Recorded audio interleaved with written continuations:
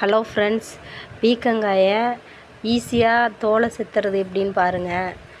ஒரு சின்ன டிப்ஸு பிடிச்சிருந்தால் லைக் பண்ணுங்கள், ஷேர் பண்ணுங்கள் ஃப்ரெண்ட்ஸ்.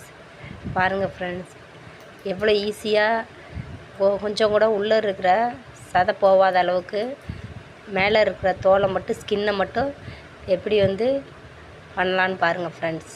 Okay, thank you friends.